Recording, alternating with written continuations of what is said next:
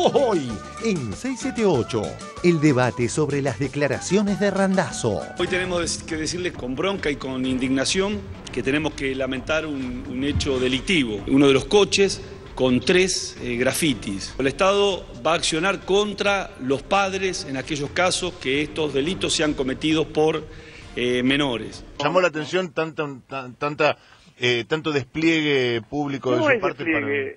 Es contarle a la sociedad cuáles son los inconvenientes que nos encontramos. No es un tema menor, al revés. Yo digo lo que siento, a veces soy medido, como en este caso, porque es un menor, si no realmente tendría ganas de decir que es un tarado, a veces me entiendes, si este es un tarado que en realidad tiene poca responsabilidad y no sabe el esfuerzo que significa para el Estado Nacional, que somos todos los argentinos, poner recursos. Cada formación, cada coche vale $1.270.000. Para tu colega, cuando decís, merita una conferencia, pero claro que merita, por favor. ¿Cómo lo va a meritar una conferencia? Hay que matarlo, ¿me entendés? Te da ganas de matarlo, porque si ¿cómo pueden ser tan energúmenos? Si fuera mi hijo, ¿me entendés?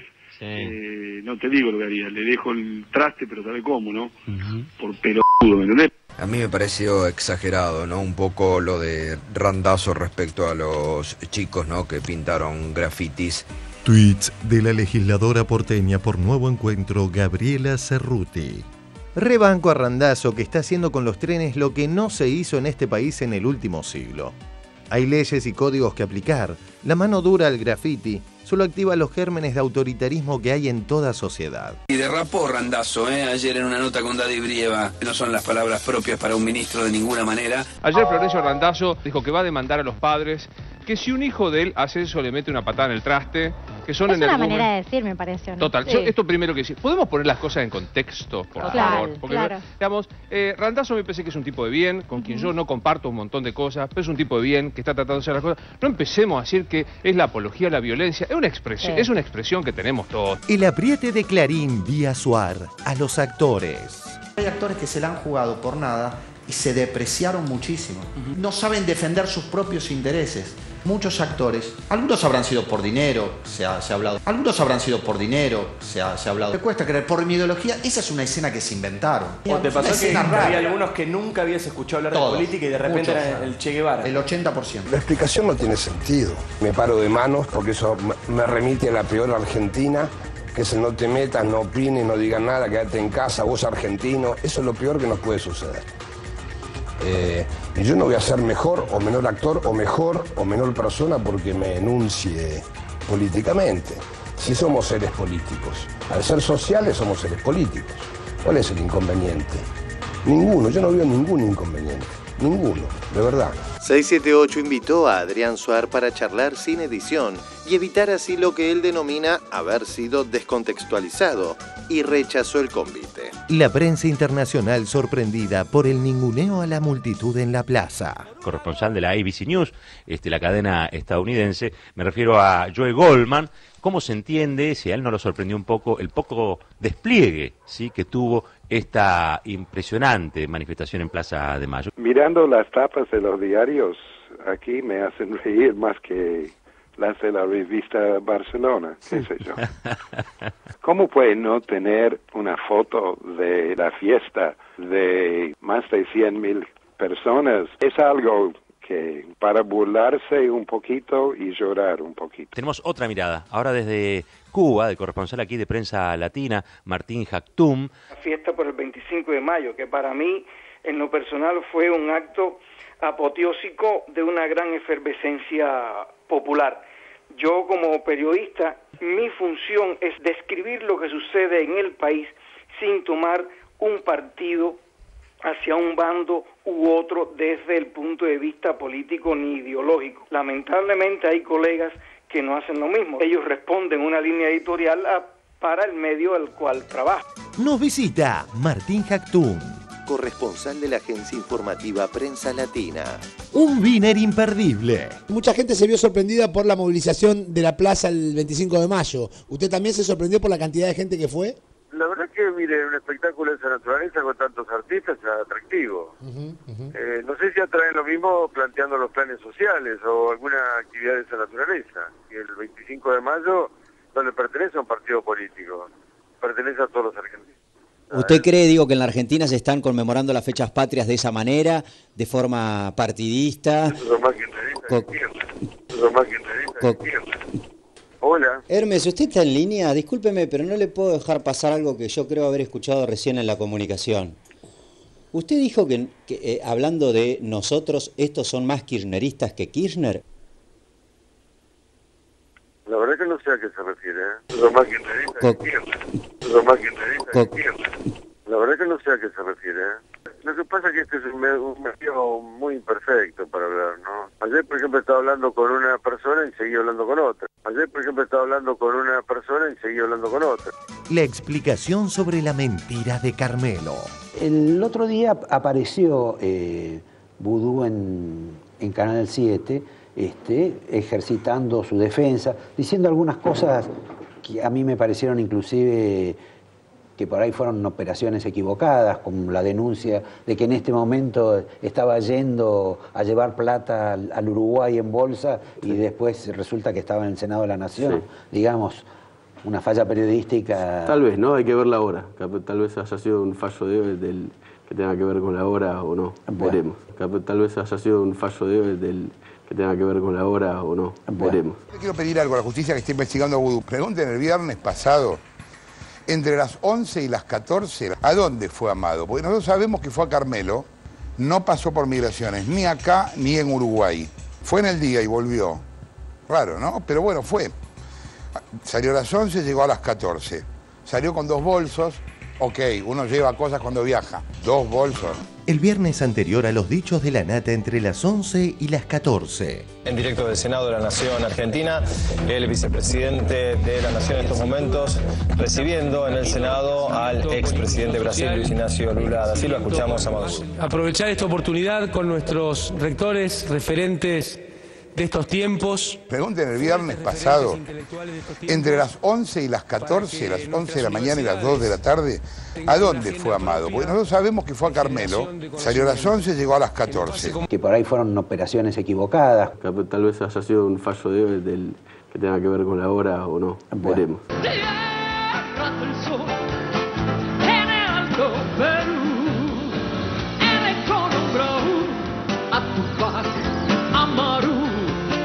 Armas que se hacen mujer, amazona de la libertad.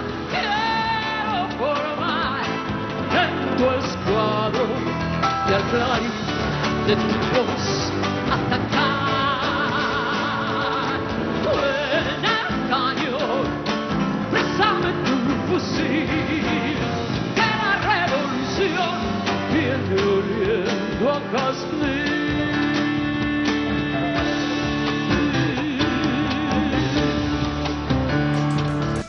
Otro día de fascinantes noticias.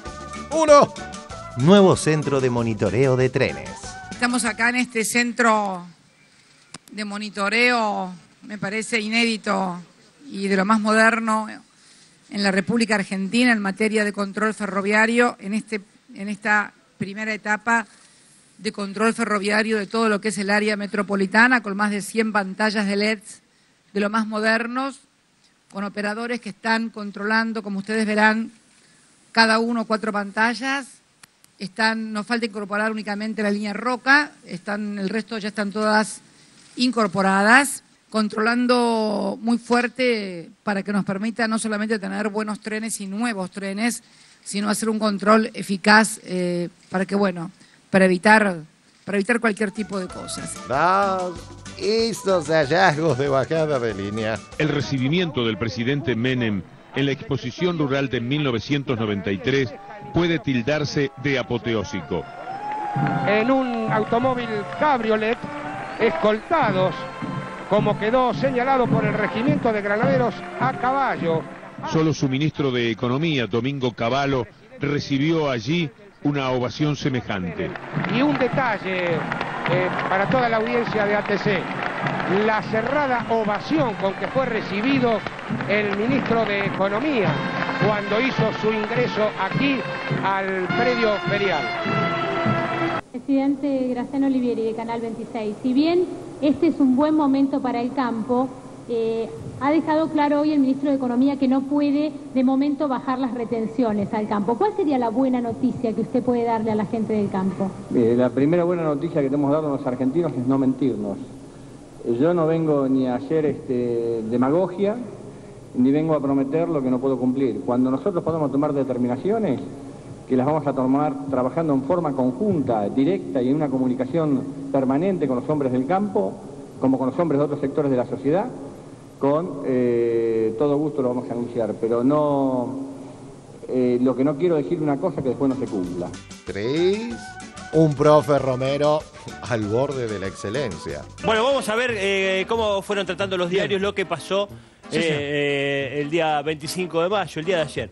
Fíjate, en general fueron mostrando, mira, Tiempo, lleno de gente en la plaza, los números difieren, algunos hablan de 150.000, otros de 300.000. Página 12 dice el Futuro Vino también lleno de gente, Popular, no muestro mucho más, pero también, fíjate la cantidad de gente.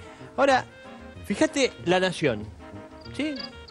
¿Dónde está la gente? A ver si se ve por acá. Mira, no se ve. 300.000 personas en la plaza y no aparece en la tapa de La Nación. A ver la tapa de Clarín. A ver, nada, nada, no aparece gente, no hay. 300.000 personas no existieron para la Nación, no es noticia ni para La Nación ni para Clarín. Ahora, siempre fue así. Fíjate, austera celebración de la 76. Revolución de Mayo, ¿sí? El 76. Mayo del 76. 77. Fue conmemorada la gesta de mayo. Gente no hay, pero para ellos sí, es importante, hay que contarlo, Qué importante lo de La gente está desaparecida de la tapa de Clarín, ¿no? Quiero caminar en el mar y que se ría y que se ría de lo que sabe, de lo que sabe. Qué bueno volar. Qué bueno jugar. Voy a cambiar mi espalda para que crezcan mis viejas alas. Voy a encontrar los restos del amor mío, del amor mío. Dibuja 678. Una familia no del todo convencional. Bienvenidos a la serie de conciertos del sábado. Recuerden, niños, todos juntos, 678. 678. Vaya, qué bonito, precioso, muy bien, ya podemos irnos. Si tuviese el poder decidir, dictaría una ley. Es prohibido prohibir.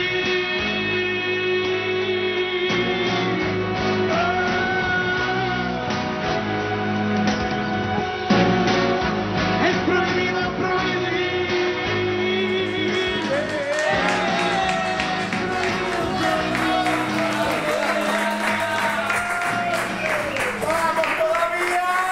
Compatriotas de la Patria Grande, bienvenidos a otra emisión de 678, transmitiendo hoy en el aniversario del natalicio de Dante Alighieri y también de Jorge Newbery, ¿por qué no recordarlos?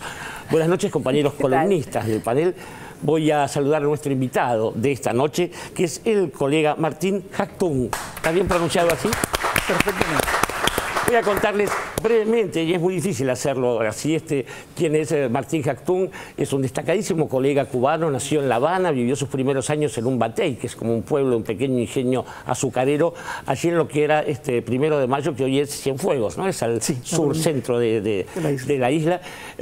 Trabaja en la agencia Prensa Latina, una mítica agencia de noticias, fundada un 16 de junio del 59 por el periodista argentino Jorge Massetti, con el respaldo del comandante Ernesto Guevara de la Serna y por supuesto de Fidel Castro Ruz, donde trabajaron personas como Rudolfo Walsh, Gabriel García Márquez, Rogelio García Lupo y Martín Jactún también. Martín hace 32 años que trabaja en Prensa Latina, ha sido corresponsal, nombres muy cualquier evento, y él ha estado ahí, Juegos Olímpicos, guerras, en fin, todo tipo de cosas, ha abierto las oficinas de prensa latina en la India. El destino anterior en Argentina fue Siria, Martín. Sí. Y tiene también, bueno, no las usa como hacen los militares, pero todas las condecoraciones periodísticas que se pueden recibir. La última de ellas recibida en 2012 es el Premio Nacional de Periodismo que se da en Cuba. Así que bienvenido, es un placer y un honor tenerte con nosotros, Martín. El placer es para mí. Bueno, dice además que le gusta el fútbol de equipo, Martín, yo esto lo tengo que decir, le gusta Gimnasia de la Plata, Vélez Sarsfield, el Newell's, ya le vamos a explicar qué cosas son los grandes clubes como Boquita. Pero bueno, vamos a ir al primero de los informes de esta noche en 678. Esto tiene que ver con la sorpresa de la prensa internacional ante el ninguneo de lo que pasó en la histórica jornada del último 25 de mayo, allí en la plaza y sus alrededores, y también un Wiener que no es para nada hermético. Vamos al informe y después dialogamos. La prensa internacional sorprendida por el ninguneo a la multitud en la plaza y un Wiener imperdible. Dejaremos para el final lo del candidato presidencial del Faunen. Anoche en Duro de Domar, el profe Romero realizó un exquisito informe sobre los medios y las fiestas populares. Bueno, vamos a ver cómo fueron tratando los diarios lo que pasó el día 25 de mayo, el día de ayer. Fíjate, en general fueron mostrando, mira, tiempo, lleno de gente en la plaza, los números difieren, algunos salen de 150.000, otros de 300.000. Página 12 dice el futuro vino también lleno de gente, popular, no muestro mucho más, pero también, fíjate la cantidad de gente. Ahora, fíjate La Nación, ¿sí? ¿Dónde está la gente? A ver si se ve por acá. Mira, no se ve. 300.000 personas en la plaza y no aparece en la tapa de La Nación. A ver la tapa de Clarín. A ver, nada, Nada, no aparece gente, no hay. 300.000 personas no existieron para la Nación, no es noticia ni para La Nación ni para Clarín. Ahora, ¿siempre fue así? Eso claro. Me pregunté, ¿siempre fue así? O en otros años, cuando era 25 de mayo, al otro día, ¿qué decía, por ejemplo, Clarín? A ver si me sale, y puedo levantar algunas. Vamos a levantar, digo, para levantar por azar. Fíjate. Austera celebración de la 76. Revolución de Mayo, ¿sí? El 76. Mayo del 76. 77. Fue conmemorada la gesta de Mayo.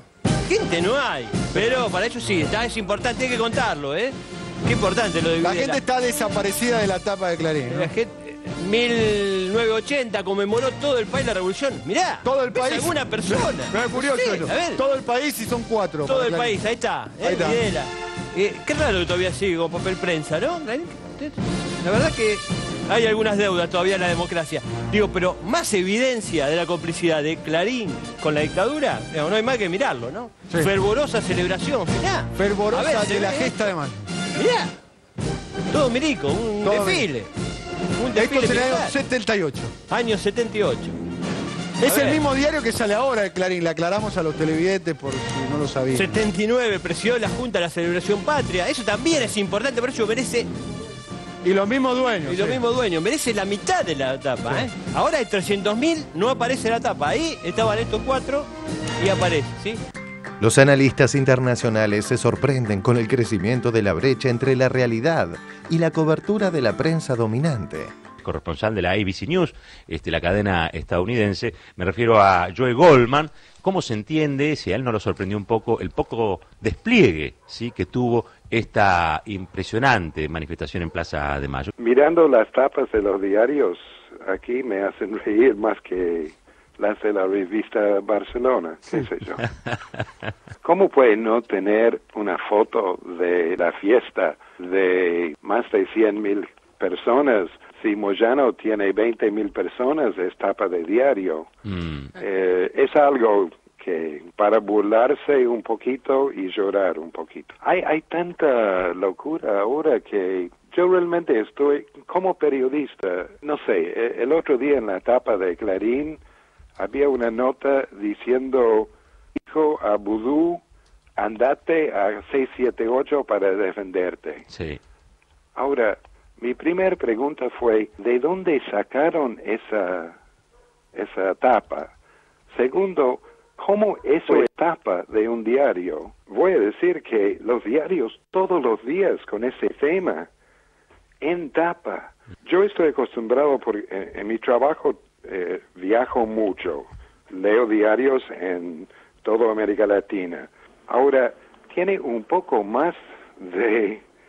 no sé, no muestra la vergüenza que muestra en Argentina las tapas. Tenemos otra mirada, ahora desde Cuba, del corresponsal aquí de Prensa Latina, Martín Jactum, a ver qué vio en la plaza y qué vio al día siguiente en los dos diarios dominantes de la Argentina. La fiesta por el 25 de mayo, que para mí, en lo personal, fue un acto apoteósico de una gran efervescencia popular.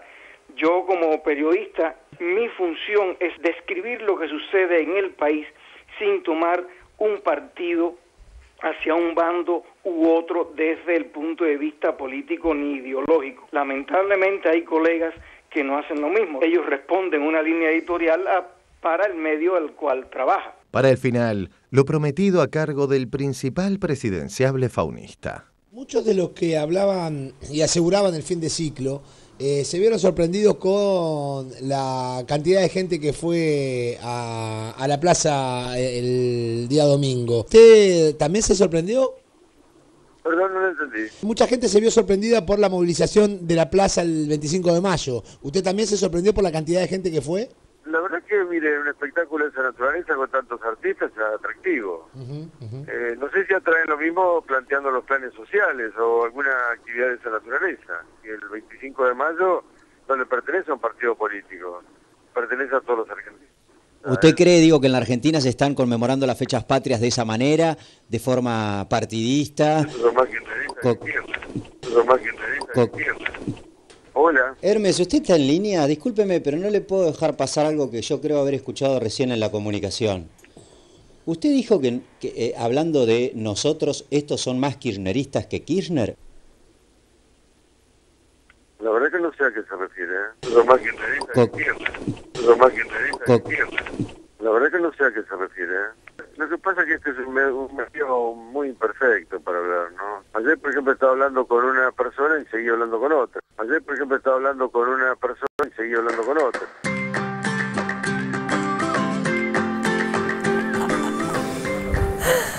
Bueno, esto problema es cierto, ¿no? Desde la época de Juana de Arco que estas cosas no sucedían demasiado. Pero Martín Jactum, vos también has viajado por todo el mundo. Digo, más allá del sesgo editorial que pueda tener un medio, ¿se pueden verificar otras comprobaciones de esto de ignorar un acontecimiento que está en la realidad? Digo, más allá de cómo opinen después, ¿no? Bueno, yo te digo, yo comparto la opinión del colega británico, de Goldman. Siendo una patria, o sea, una fecha patria, es la fecha de todos los habitantes de un país. O sea, todos deben participar. Y todos los medios, ya sea cualquier tipo de inclinación política que estos medios tengan, tienen que reflejar esa fecha. Es la fecha nacional de un país, es de todos los habitantes. Por ejemplo, mira, el sábado, antes del domingo, yo pasé por allí porque tenía que escribir la previa, lo que nosotros llamamos la previa. Escribimos hoy para que salga en los diarios del domingo en la mañana. Y yo pasé, y por ejemplo, ya a las 12 del día, a la 1 de la tarde, la Avenida de Mayo estaba llena de gente. Habían familias con sus niños, había un escenario con agrupaciones tocando, la gente estaba comiendo sus choripanes, estaba pasando un rato. O sea, fue una previa que para mí me sorprendió. Porque, en primer lugar, desde el día antes ya habían familias allí, no habían carteles. O sea, las personas que estaban ahí en la Avenida de Mayo no tenían carteles. O sea, no pertenecían a una agrupación. Aunque su ideología podía estar con uno u otro partido. No eran militantes. No eran militantes como tal. Eran familias normales, comunes, que estaban allí pasando una buena tarde.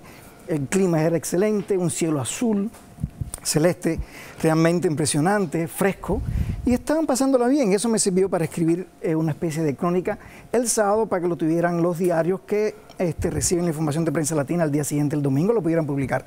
Ya el domingo me levanté temprano y pasé por la plaza. Ya ahí vi desde muy tempranas horas de la mañana, pues grupos de jóvenes que venían incluso desde provincias lejanas. Le pregunté a uno y me dice, no, nosotros viajamos desde Salta, estamos viajando desde ayer. Está bien, perfecto.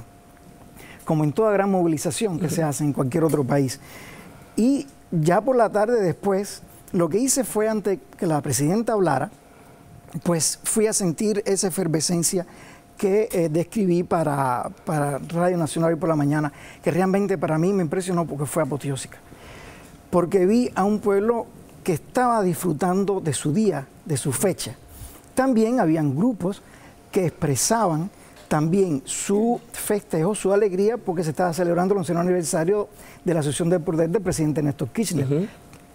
que fue un presidente que motivó a muchos argentinos y crearon a partir de él muchas otras organizaciones que lo han venido apoyando y después apoyaron a la presidenta Cristina Fernández. Ahora, eso fue una parte de esa, pero tú sentías que habían jóvenes, habían personas grandes, como dicen acá, nosotros decimos personas de tercera edad, también habían niños, habían familiares, pero todos tenían un objetivo común y yo noté que en todos había, en sus rostros se notaba primero una alegría por el festejo que estaban sintiendo. Segundo, había una efervescencia que realmente se sentía el pueblo en las calles. Y estaba repleto, desde las 9 de julio yo fui caminando hasta Plaza de Mayo. Llegó un momento en que ya era tanta la concentración de humana que ya tú no podías pasar más hacia adelante. Di la vuelta, no quise entrar a donde estaba la prensa, o sea, preparada la prensa, para que estuviera la prensa, no la carpita que se monta para que los periodistas estemos allí. Porque quise vivir, o sea, sentir ese calor humano que se estaba sintiendo ahí. Y después poderlo escribir. Lógicamente traté de regresar antes que la presidenta, a la oficina antes que la presidenta hablara para poder tomar y escribir lo antes posible el discurso de la presidenta. No solo para mí como periodista, por ejemplo, no solo que los grandes medios hayan publicado o no una foto. La presidenta en su discurso planteó, en mi opinión, puedo estar equivocado, ustedes son argentinos, son especialistas como yo, dos cosas clave. Uno, me sorprendió que ella con gran coraje político reconoce, se autocritica y dice, yo he sido a veces dura, ruda en mis expresiones y pido disculpas. Incluso fue un poco más profundo utilizando la semántica, utilizó el vocablo perdón, ya no solo disculpa, o sea, fue un poco más profunda. Y después llama a la unidad nacional. Una unidad nacional que, por ejemplo, a mí me ha sorprendido que en la Argentina hubiera tan poca unidad nacional. Y es lo que más yo he notado dentro de todo lo que es la política, el cuadro político argentino en general. Y que ella convoca esa unidad nacional, en la cual ha venido trabajando. Y eso me parece a mí que esos fueron dos puntos clave del discurso que también merecían, si no tapa, merecían destaque en cualquier diario. En cualquier diario. Y bueno, cuando tú notas que hay un diario cualquiera, una publicación determinada, que no refleje, incluso con la valentía periodística que hay que reflejarlo, situaciones así de este tipo, denota muchas cosas. Entre ellas, por ejemplo, en mi opinión, pues, falta de un argumento o falta o vacío de argumentación cuando se utilizan descréditos o se trata de desacreditar a alguien, ya sea con mentiras, con distorsiones, con tergiversaciones. Es la falta de un argumento político para poder debatir. Esa es mi opinión. Nosotros podemos debatir y podemos tener incluso ideas contrarias, pero siempre del debate sale tal vez una idea que sea enriquecedora y nos enriquezca a todos. Esa es mi opinión. Considero realmente, me sorprendió que la gran prensa pues no le diera el destaque que merecía un acto de ese tipo. Porque como digo, no es el acto de un grupo de argentinos, es el acto de todos los argentinos, una fecha patria que es de todos. Nos guste o no. O comportamos la parte política o la ideología política de un Estado, no.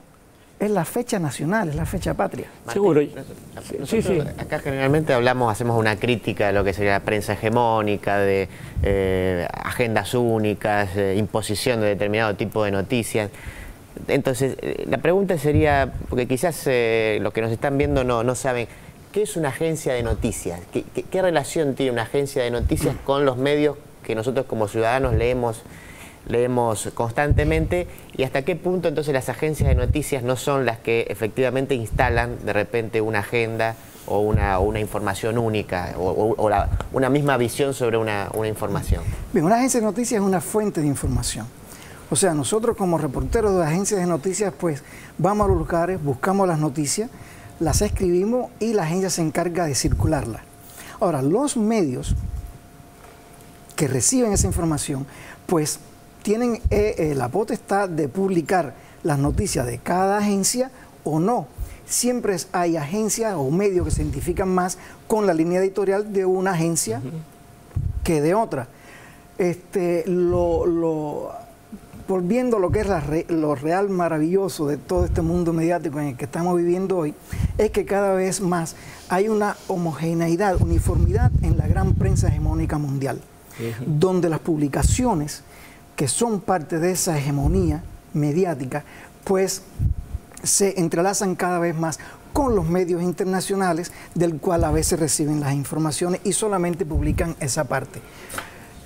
Y aunque te leen todas, pero así es como ha venido funcionando principalmente a partir de 2004-2005 la prensa internacional. Sí. Cada vez hay una línea más marcada, cada vez más visible, más notable, en una gran prensa hegemónica que están en los países nacionales con la gran prensa internacional, con la cual hay una identificación entre ellos. Y entonces, por ejemplo, sale una información de un medio internacional y tú ves que los siguientes medios también son internacionales, a veces siguen la línea editorial que ese ya está marcando. Y a veces te encuentras uno u otro medio que muestran otra cara o tratan de ser objetivos sobre el acontecer que sea, la noticia que sea, y tú ves que esa no se refleja porque no conviene o simplemente no marca o no responde a la línea editorial marcada por la gran prensa internacional, que coincide con la línea editorial de medios hegemónicos nacionales. Acá juegan, Martín, también de pronto pasaba con El País y Clarín. La gente del País leía Clarín, ponía lo que publicaba Clarín, lo publicaba en El País y al día siguiente Clarín tomaba lo que decía El País, una especie de círculo vicioso. Pero para hablar de círculos viciosos, Nora Beiras, acá estamos acostumbrados a ver esta invención de la realidad. Creo que esto ya es un límite, ¿no? Sí, no, a mí me parece que es un límite en el sentido que es el ninguneo de la noticia. Uno puede discrepar con lo que sucede, digamos, puede criticar lo que sucede, pero no podés negar el hecho. Me parece que es como la negación del periodismo esto, porque vos no podés obviar que un domingo feriado en la ciudad de Buenos Aires hubo una manifestación multitudinaria donde la gente estuvo festejando. Entonces, esto es una noticia en cualquier lugar del mundo. Si no está como noticia es porque tomás la decisión editorial de ningunearlo. Pero además tenés interpretaciones sobre esto que son más que llamativas. Si uno lee la nota que sacó Eduardo Van der Kooi, el principal columnista político de Clarín, al final de la nota, analizando lo que había sido el acto, hace hincapié en que la presidenta más o menos había mentido porque había obviado las marchas multitudinarias, las manifestaciones multitudinarias que había habido con desfiles militares durante los gobiernos militares, ¿no? Pero encima, si se quiere, es como una confesión del ninguneo, porque ellos ningunearon hasta esa multitud, ¿entendés? Entonces es un absurdo. Perfil pone que la presidenta se comparó con Jesucristo eso sí. En el título de la crónica de ese día. Vos decís, podés opinar lo que quieras, criticar lo que quieras, pero me parece que ya está todo tan forzado, tan sobregirado, que se llega a situaciones ridículas, ni qué hablar de Wiener. Clarín y La Nación reprodujeron esta idea de la comparación en una demostración o de mala voluntad o de ignorancia de la lengua, pero tengo unos segundos antes de pasar al segundo informe. A mí me parece que lo grave de que hayan suprimido la noticia, porque de hecho es una supresión, es que suprimen a los representados. Digamos, estamos acostumbrados a la tergiversación y al ataque de estos representantes, de este gobierno elegido democráticamente. Pero lo que hicieron el otro día es suprimir a los representados. Y esto es una de las tantas oportunidades en las que uno ve que no entienden nada del kirchnerismo, porque no lo piensan, porque no ven en qué consiste, porque se pierden la descripción de que en ese acto había una conjunción que es para estudiar, porque no ha habido antes otro fenómeno parecido de una enorme cantidad de organizaciones políticas más familias, donde no hay choques generacionales, donde se da una continuidad generacional entre padres e hijos y abuelos. Digamos, hay un montón de cosas para observar de una manifestación como la del otro día, pero todo eso está, yo creo que forma parte del ánimo proscriptivo. Sigue habiendo ánimo proscriptivo. Lo de Wiener creo que también estabas por decir algo y yo te interrumpí justo. Por lo de Wiener a mí me asombra porque la verdad que es un precandidato presidencial, es un diputado nacional, ex gobernador de la provincia. provincia, exintendente, un hombre que tiene una trayectoria política. Hacete cargo de lo que pensás. Si vas a decir eso, decilo. Pero además, esa actitud, digamos, artera de hablar por lo bajo, digamos, ser tan torpe que encima no cerrar el teléfono, después querer tomarte de tonto, me parece, eso a mí me resulta realmente agresivo, porque es decir, ¿qué era lo terrible que le estaban preguntando? ¿Qué opinaba de una manifestación que había sido masiva? Y eso era una pregunta kirchnerista. Entonces, si le hubiesen hecho una pregunta desde la crítica, no hubiese dicho nada con referencia a la pregunta que le hacían dos periodistas que le estaban nada más que pidiendo su opinión sobre un hecho que era evidente. Y claro, pero si empieza a hablar con una persona y después se convierte en otra, pobre hombre, ¿qué va a hacer? Pero es raro. hacete cargo de lo que pensás, ese es el tema. Vamos a ir a un segundo informe, 678, porque hay otras cosas que sí fueron tomadas por todos, que son las declaraciones del ministro Florencio Randazzo, que se come crudos a algunos niños, según parece, y nos preguntamos, ¿esa prosa es arte o vandalismo? Vamos al informe. El debate sobre las declaraciones de Randazzo. Las declaraciones del ministro sobre la gente que no cuida los nuevos trenes derivaron en un por demás interesante debate. Decirles con bronca y con indignación que tenemos que lamentar un hecho delictivo que realmente no encuentra explicación. Se constata que hay uno de los coches con 3 grafitis. He ordenado que se haga una denuncia contra los padres en la justicia federal por daños y perjuicios. El Estado va a accionar contra los padres en aquellos casos que estos delitos sean cometidos por menores, teniendo en cuenta que ha sido muy grande el esfuerzo del Estado Nacional en materia de recursos para la adquisición de este material rodante. Cada vagón vale $1.270.000. Suena un poco desproporcionado convocar una conferencia de prensa para señalar algo que por supuesto es condenable, pero me parece que se resuelve con un poco de custodia y... No.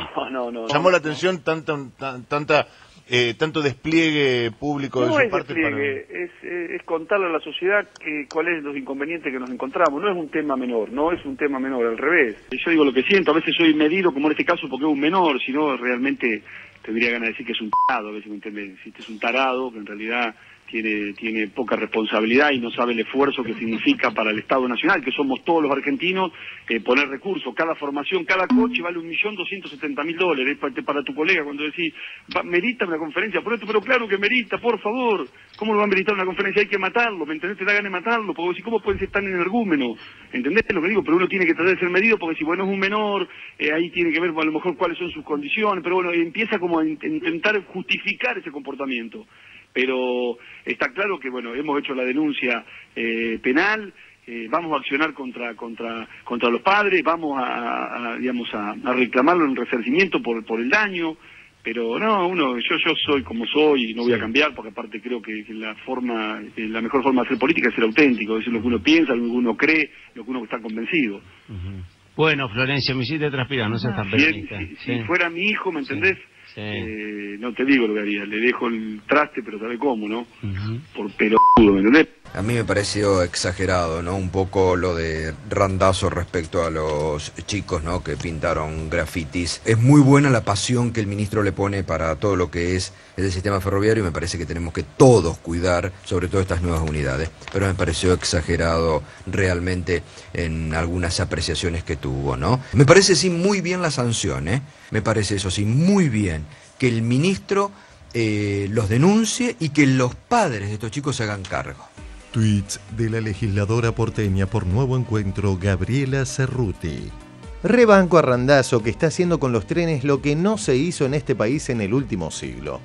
Hay leyes y códigos que aplicar. La mano dura al graffiti solo activa los gérmenes de autoritarismo que hay en toda sociedad.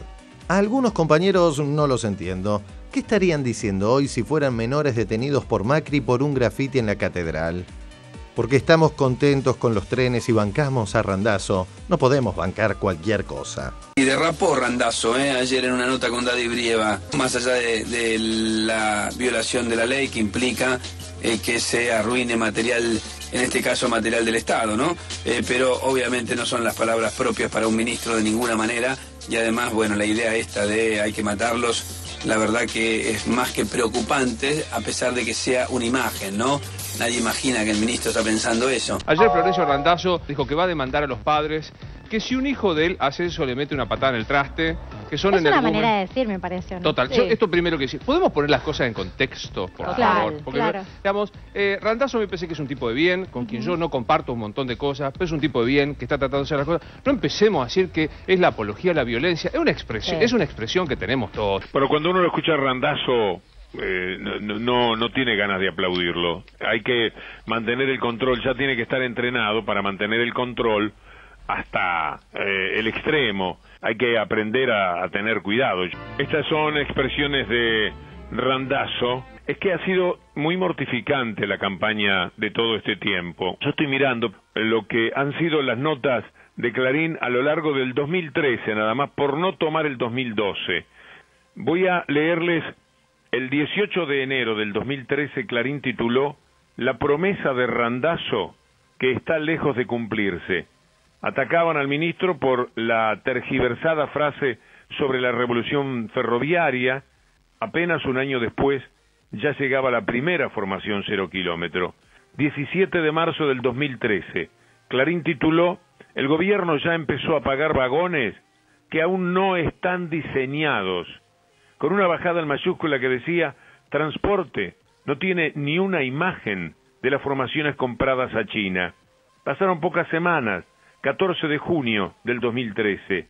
El título de Clarín: "Las medidas de fondo de Randazzo entre las dudas y los interrogantes". La foto era la del accidente de Castelar. El 11 de agosto, el título de Clarín: "Prevén demoras con los nuevos trenes del Sarmiento y el Mitre". Ustedes recordarán un título de La Nación en el que decía que el tránsito iba a ser un desastre en Buenos Aires, también por culpa de los trenes. El 12 de septiembre, TN emitió durante todo el día un video enviado por la gente, donde se aprecia gente sobre las vías intentando abordar en hora pico un tren con el título "Así se viaja", y recalcando que esto ocurre a un mes de la estatización, pero no aclaraba TN, el grupo, no aclaraba que las demoras eran producto de la elevación de andenes para poner en servicio trenes nuevos. 19 de octubre, Clarín titula "Choque de trenes, Randazzo solo maquilló trenes con pintura y plasmas", dijo Solanas. 25 del 10 del 13, Clarín titulaba "Sobrero dijo que Randazzo es parte del problema de los trenes, no la solución". Agréguele una pócima de odio, de bronca, de rechazo al gobierno de turno, y entonces va a encontrar que haya personas que hacen lo que hacen.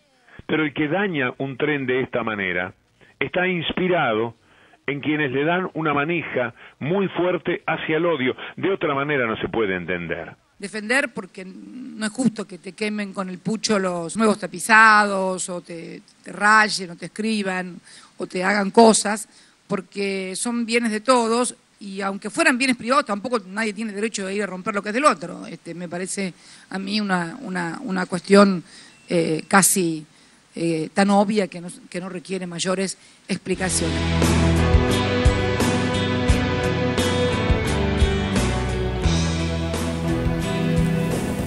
A mí me sorprende cómo se perdieron la posibilidad de decir Randazzo a favor de la pena de muerte, pero solo para los menores, por ejemplo, ¿no? Una cosa. Cintia García. Sí, yo entiendo, lo compartíamos y charlábamos esta mañana con Víctor Hugo, y uno puede llegar a comprender toda, digamos, la acumulación de lo que sucede y la campaña alrededor de la gestión de Randazzo, que es magnífica y que es indiscutible por todos, aún por sus detractores, pero no sería tan indulgente con esta situación, con estas expresiones, porque me parece que si no, por lo menos yo no me permito tener distinta vara, porque hemos criticado hasta el hartazgo las palabras del candidato Massa diciendo lo que haría con su hijo si lo encontrara fumando un porro, ¿no? Entonces me parece, acá hay una cuestión de fondo, me parece que Randazzo se equivoca, cae en lo que les pasa a muchos políticos, que es la mirada punitiva. Hay que aclarar que para la ley penal esto no es delito, O sea, ni para Randazzo ni para nadie, no es delito. A lo sumo es una contravención. Sí corresponde legalmente iniciar acciones civiles contra los padres para que paguen el supuesto daño, si es que esto es un daño, ¿no? Y ahí me parece que está el debate. Hoy veía un interesantísimo programa que conduce el Bahiano, que recordame... Una tarde cualquiera. Una tarde cualquiera, aquí, que además es un programa de jóvenes aquí en Canal 7, y los chicos y las chicas debatían la cuestión. Y no todos tenían la misma opinión. Para algunos sentían que era un daño sobre un bien común y propio que todos tenemos que cuidar, que es innegable, indiscutible. Y otros decían, bueno, pero el grafite es arte. Los Vergara, estoy pensando en los hermanos Corol, nacieron con el arte grafitero. En el mundo hay expresiones grafiteras. Ni hablar de las pintadas. Bueno, entonces dice, bueno, pero los vagones eran nuevos. Es otra discusión. Yo puedo entender que no esté bien, que no nos guste, que esos trenes estén en el contexto de todo lo que se ha hecho y de cómo se quiere fortalecer y lo que viene pasando con los trenes. Pero me parece que en rigor de verdad no se puede llevar a un chico a un instituto de menores, ni aunque sea 5 minutos, por pintar un grafiti, que eso fue lo que pasó. Estuvo unas horas en el instituto de menores hasta que sus padres vinieron a buscarlos, que esto no es un delito. Y yo no diría que es vandalismo. Me quedaría con la pregunta sobre si no son expresiones artísticas. ¿Sabes qué pasa? Yo tengo una, digamos, desde otra perspectiva, yo diría que estoy de acuerdo en general de los comentarios. El graffiti tiene a favor que es simpático. Tiene una leyenda juvenil, una leyenda de transgresión, que tan es así que hay varios países que tienen calles, por ejemplo, Copenhague, quien ha visitado algunos países lo sabe, Nueva York tiene algunos barrios donde se permite el graffiti, estoy pensando en Australia, Melbourne. Aquí en Mar del Plata hay un grafitero y la gente lo llama para que pinte su Hay casa. lugares donde se permite. Yo recuerdo también que leyendo a Ponte de Pino, un escritor italiano que hablaba de las idioteces humanas, consideró que él cuando fue a ver las pirámides de Egipto, no recuerdo exactamente cuál, veía desde 10 kilómetros de distancia un grafiti hecho por un pelotudo que se veía desde 10 kilómetros de distancia en una de las pirámides. Un grafiti que era muy difícil de borrar. ¿Qué diría que fuera? Crops, por ejemplo. No importa. ¿Las cuevas de Altamira habrán sido un grafiti? ¿O fueron un hecho histórico? Sí. No lo sé.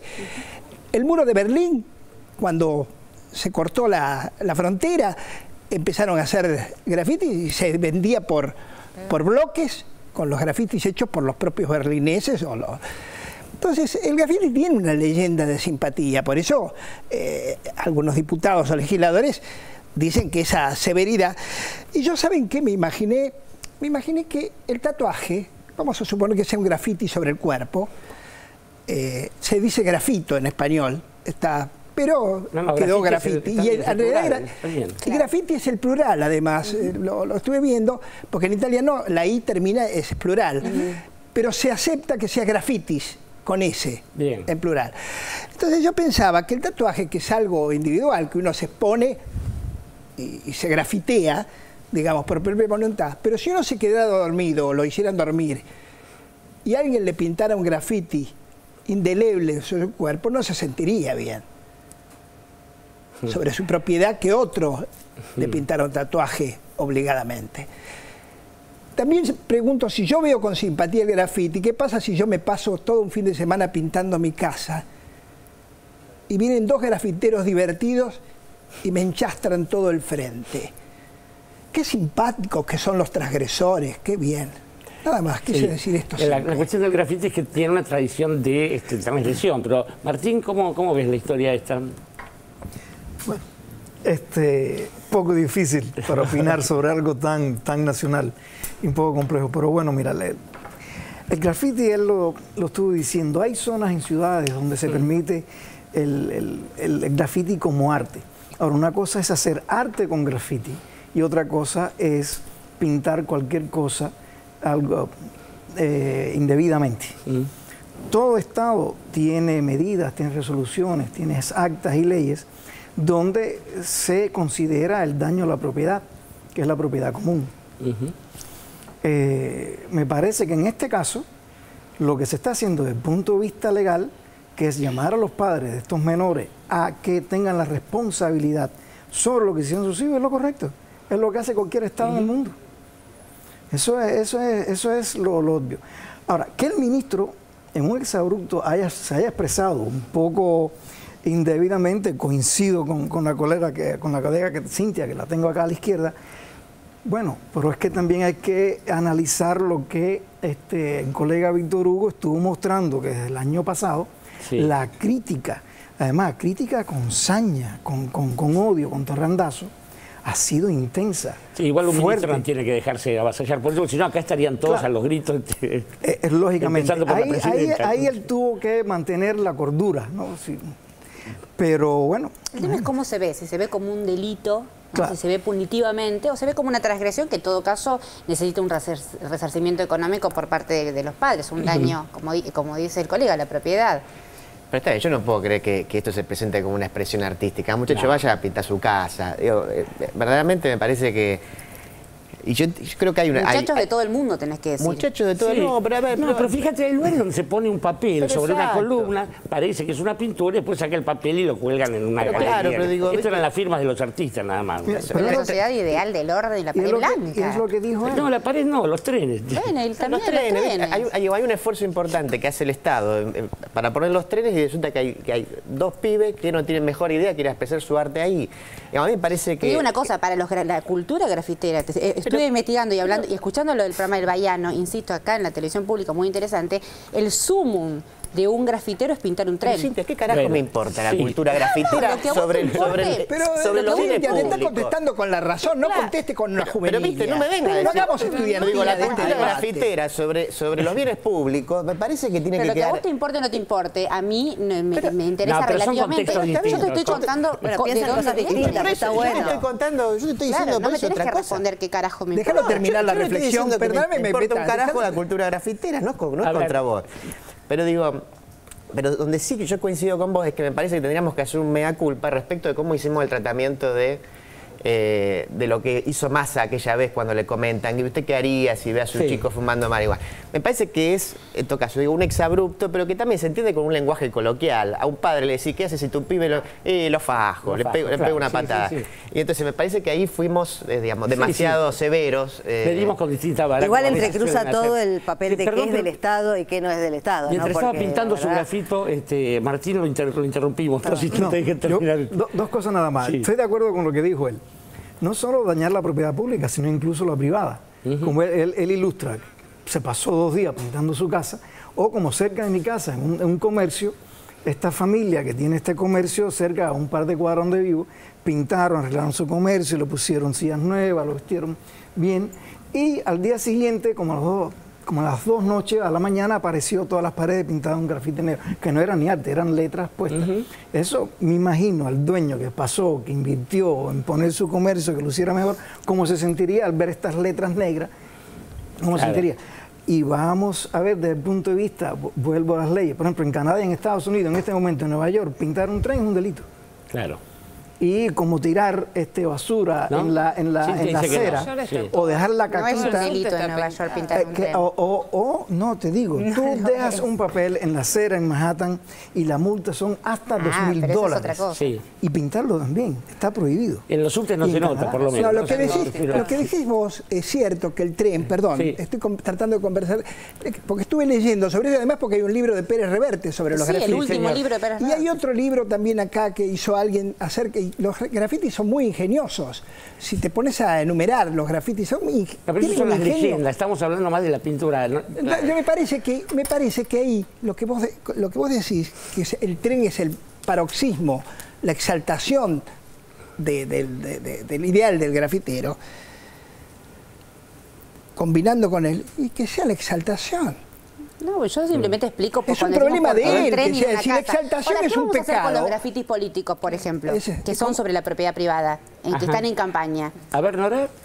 A mí me parece... Yo coincido en líneas generales con lo que plantea Cintia. La verdad que me parece que... A mí no me gusta que hayan, digamos, no me gusta estéticamente, me parece feo además los grafitis que pintaron en el tren, pero no dañaron el tren, no es que rompieron el tren. Si hubiesen roto el tren es otra la discusión, me parece. Igual esto no justifica que, bueno, que Randazzo se sacó y se sacó mal. No, se sacó mal porque, digamos, es un tema que evidentemente este hombre también está tenés que ser Buda para soportar todo lo que vienen diciendo del tipo desde hace 2 años, culpándolo de todo cuando es el que trata de resolver todo lo que no se hizo durante muchísimo tiempo en la política de transporte adecuadamente. Entonces es lógico que el tipo se saque. Ahora, también no es justificable por el cargo que tiene que apele a esa metáfora, obviamente, que está claro que es una metáfora. Ahora, me parece que el tema de llevar a un chico que hace esto a un instituto de menores no se puede justificar.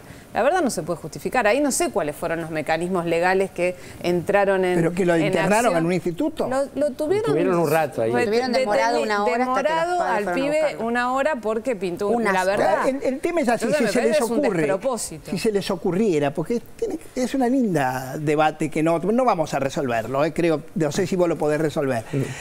Lo del daño, si estuviéramos estudiando Derecho y supiéramos algo de eso, el daño es relativo, porque alguien a vos te puede acariciar de una manera obscena, no te causa daño. No, eso te causa daño. Si te acaricia de una manera obscena y vos no darle consentimiento, el daño a los trenes es un está daño. producido. El daño a un frente es un daño estético. El daño a la casa que yo pinté durante 4 días, pero si es en que gasté de, tarros de pintura que no tengo, se produce está bien, tenés razón, pero si estamos hablando de derecho, eso es derecho civil. El daño es civil, no es penal. No, entonces, pero es que te lo paguen. Es otra cosa, es un problema de randazo. Lo que vale es que no está bien, porque si de pronto, cosas no están bien. ¿Qué pasa con esto de lo que decía Cintia antes de las leyendas políticas, por ejemplo, ¿no? Claro, las leyendas políticas son grafitis políticos y están sobre las paredes de las propiedades privadas. Y entonces con ese criterio son un delito, son un daño también. ¿Y por qué las naturalizamos y no las condenamos y no metemos a nadie, encerramos a nadie porque pinta Randazzo 2015, por ejemplo? O sea, me parece que acá hay una discusión interesante que no está cerrada, digamos, yo no la planteo en términos absolutos de cerrarla, la planteo en términos de pregunta. Ahora, lo que sí es indiscutible es que un chico no puede estar demorado por esto. Imagínate esto, que después de inaugurar el monumento, el homenaje que le hicieron a Carlos Mujica, que yo paso habitualmente, a alguien se le ocurriera destruirlo, o pintarlo, pintarrajearlo todo, borrarle el rostro. Digo, ese monumento fue de ayer. ¿No es algo que no corresponde? ¿O es una severidad de padre viejo, de idiota? ¿O estamos hablando con razonamiento? Lo que pasa es que no podemos analizar las miles de hipótesis que se nos pueden ocurrir. Porque, ¿sabes? En la propiedad privada no es solo Mujica no lo hubiera molestado. La propiedad privada es la intimidad de uno también. No es capitalismo eso, de pensar que hay que defender a ultranza. Volvamos al foco. Trenes nuevos. Volvamos al foco, digo, porque si no podemos dar ejemplo. Vos hablaste del tatuaje en el cuerpo y si te dormís alguien te pinta tu cuerpo. No es lo mismo el cuerpo que un vagón de chapa, ¿no? Digamos, volvamos al foco. Son trenes nuevos.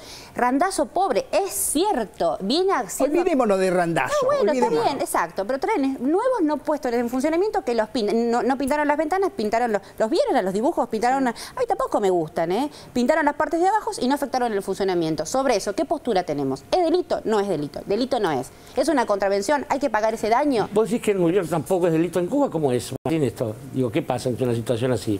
Bueno, para empezar una sociedad no capitalista. En esos casos, por ejemplo, en que un menor comete una contravención, como dice la colega Cintia, pues ese menor, si es, por ejemplo, atrapado, o sea, capturado cometiendo la contravención, pues bueno, se va a una comisaría en espera que lleguen los padres. Y era la pregunta que yo quería hacer aquí. Los niños estuvieron en la comisaría 1 hora o 2 en espera de los padres, los soltaron antes, los soltaron después. Porque es una forma de poder aplicar, porque la ley no se va a aplicar con los niños, se puede aplicar una medida educativa, didáctica con los menores, pero a quien hay que alarle un poco las orejas es a los padres, que somos todos los encargados de guiar y encaminar a nuestros hijos. Una buena provisión sería un curso de pintura o de dibujo, pero Sandra... Y se cruzan un montón de cosas, ¿no? Sí, a mí me parece que el tema de... Yo no sabía que había estado demorado el pibe en un instituto, me parece excesivo, me parece que no corresponde. Ahora sí me parece que es una cuestión de conciencia también, porque si sobre esto no se reflexiona y no se hacen este tipo de debates, por ejemplo, ¿cuánto falta para el navajazo sobre el asiento? De madrugada. Yo viajé 1000 años en el Roca y los trenes que eran estatales no eran de nadie, porque el Estado no era de nadie. era de los militares. Entonces, si uno la agarraba con navajas, no pasaba nada. Me parece que acá hay una escena inaugural con los ferrocarriles que merece este tipo de debates. Sí, yo creo que se ha mezclado ahí una escena global, esto que comentaba Cintia. Yo también vi un rato de una tarde cualquiera, programa que realmente es muy plural, con muchas opiniones muy divergentes. Y en el escenario global, pintar trenes es el must de la canchereada grafitera. Ahora, no es nuestro escenario tampoco el escenario global. Y si apostamos siempre al escenario global, digo, va a ser también un dato complicado. Sería interesante que los chiquilines tomen conciencia. Pero volviendo al ejemplo de Sandra, si la cultura navajera empieza con la navaja a romper todos los asientos, no podemos respetar eso porque es parte de la cultura navajera. Y el tren sigue andando y la gente se sigue sentando. Me parece muy capcioso comparar una navaja con un pincel. No, pero digo, vos rompes un asiento. Tómenlo como una mofa. Tómenlo como una mofa a los argentinos ilusionados que viajaron en un tren nuevo. Claro. Es una cargada, es una burla. Es una burla, porque si de pronto se decidieran a pintarrajear todos los trenes, uso el término adrede en vez de grafitar, porque darle una categoría que no quiero darle, si a alguien se le ocurriera organizar desde un lado gremial, que ya bastantes antecedentes hay, de enchastrar todo, uso el término adrede, enchastrar todos los trenes que la sociedad vio con ilusión nuevos, sería injusto para la sociedad, sería reírse de la sociedad. Es una hipótesis que no pasó. Claro. Y ese es el punto. No podemos basarnos en hipótesis que no pasó. Tenemos que analizar lo que está pasando. Y los pibes el pibe ya está en la casa, ¿no? Digo, los trenes están pintados, el pibe está en la casa. Sí. Los trenes están pintados, han sido... no fue tanto. Estuvo una horita ahí y se fue a la casa. Por favor. ¿Vos tuviste alguna vez una hora? Déjeme.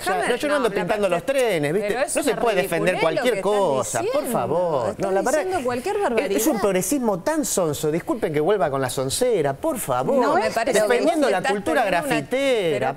No escuchás nada. Me parece que no escuchás nada. Vos relativizás que manden a un menor a un instituto de menores porque pintó un tren. ¿Fue algo ilegal lo que se hizo con el chico? Yo no sé si fue legal. Entonces, ¿por qué no preguntás si fue legal? No me importa si fue legal. Sí, es ilegal, te lo contesto. ¿Es ilegal? Es ilegal. Bueno, entonces perfecto, que tenga... Es ilegal. Entonces, pero vos evidentemente habrá responsabilidades acerca de quién cometió un acto ilegal sobre ese menor. Pero vos dijiste, déjense de jorobar porque demoraron un menor en un instituto de menores. Yo estoy diciendo, la cultura grafitera, si hay una ilegalidad, el que hizo esa ilegalidad, alguien, ¿qué fue? El jefe de policía que lo agarró. los grafitis mientras no me lo hagan en la puerta de mi casa. Por favor. Que hagan lo que quieran con los grafitis. Ahora, no viajan en subte ustedes en la ciudad de Buenos Aires, están todos los trenes pintados, la verdad. Pero en el mundo, aquí en el mundo. Y están pintadas las ventanillas, que es insoportable. Y está mal. ¿Entendés?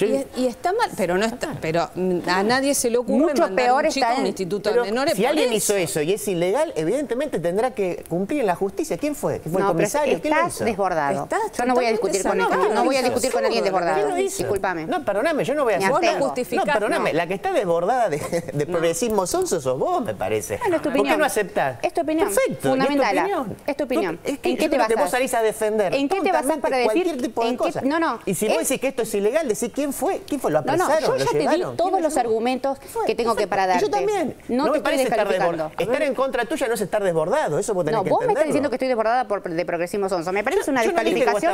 Yo quisiera que volvamos a hablar de los graffiti y de la presión de los pibes, no del desborde de mi amigo Dante o de mi amiga Cintia. Digo, Martín, ¿cómo es la mano? A mí me interesa la comparación con otras sociedades. Digo, no es lo mismo Nueva York que Buenos Aires y seguramente no es lo mismo La Habana que Nueva York. También insisto en esto, ahí hay una marca de esa globalización que a mí me molesta tanto como a Dante. Digo, en este momento soy tan fascista como Dante en el sentido de decir, hay una cosa que está de moda en Nueva York. Bueno, me vale madre para no decir otra cosa, ¿no? Pero lo primero para que cierres este bloque que este debate y esta discusión entre Dante y Cintia realmente enriquece el programa. Claro. Sí, claro. Sí, eso, los argumentos siempre enriquecen, porque lleva a la gente a pensar. Lleva a la gente a pensar y a inteligente a pensar y analizar dónde está el error.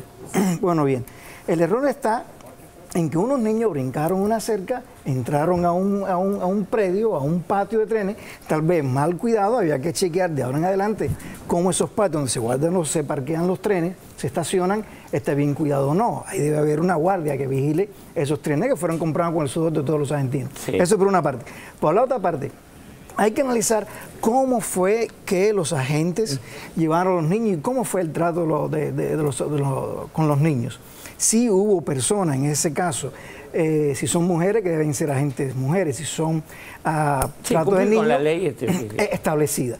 Después, bueno, que el ministro se tuvo un exabrupto, bueno, no lo estoy defendiendo, es humano, ha sido víctima durante 2 años de todas esas críticas con tanta hazaña, nunca debió haber perdido la calma, debió haber mantenido la cordura. Y realmente la cuestión de los grafitis, todos ciudadanos se deben crear zonas, ya que hay esa cultura grafitera que la respeto, pero una cosa es tener cultura grafitera y hacer arte, y otra cosa es pintar por pintar, pensando que se está haciendo un arte.